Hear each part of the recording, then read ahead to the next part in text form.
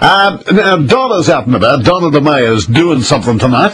Where are you, Donna? Good evening, Walter. Has it a guess? Yes, you're at the Opera House for the opening of Hamer Hall. No.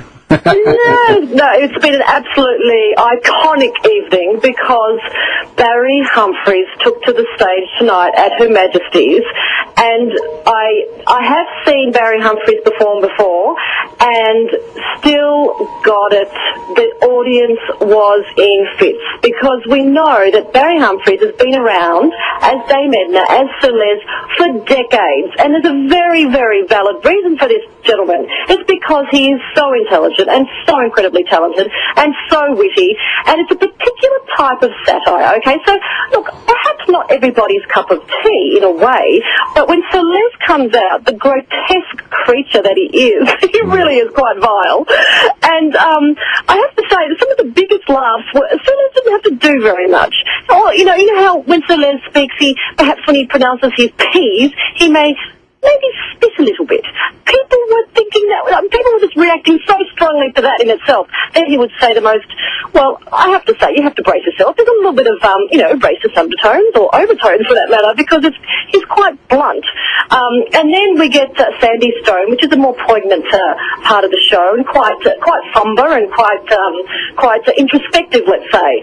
And then intermission, brace yourselves, because that's when the gladiators come out and Dame Edna takes to the stage. And there's some dances, and there's some poetry, and there's some singing, and the audience participation was phenomenal. Because, as you know, the wonderful interactions between Dame Edna and what she says about what people are wearing, about their hairdressers, about where they live. I mean, everybody is a target, let's say. Yeah. So I have to say that Barry Humphries really is quite remarkable, and what a crowd. I mean, I know that you're always intrigued by who attends these events, but the calibre of people in the audience, I mean, Jeffrey Rush was in the audience.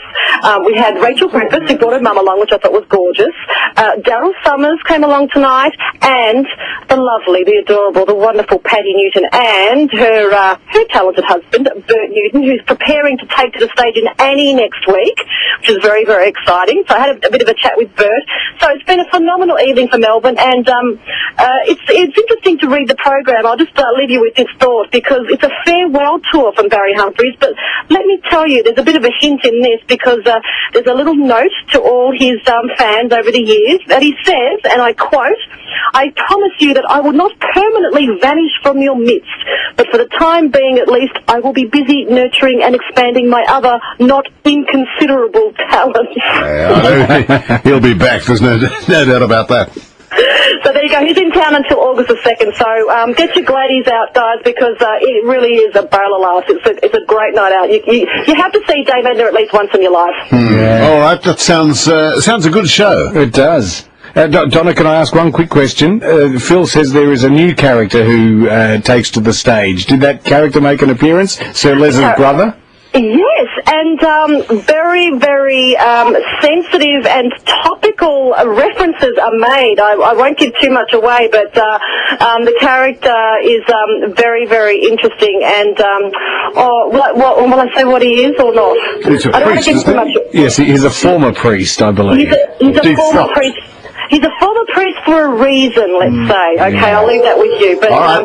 Okay, Donna, thank you for that. At the Barry Humphries concerts at the Arts Centre, is it, or Hamer Hall? I don't know. Yeah, can't remember where it was. 28 past 11, 3AW,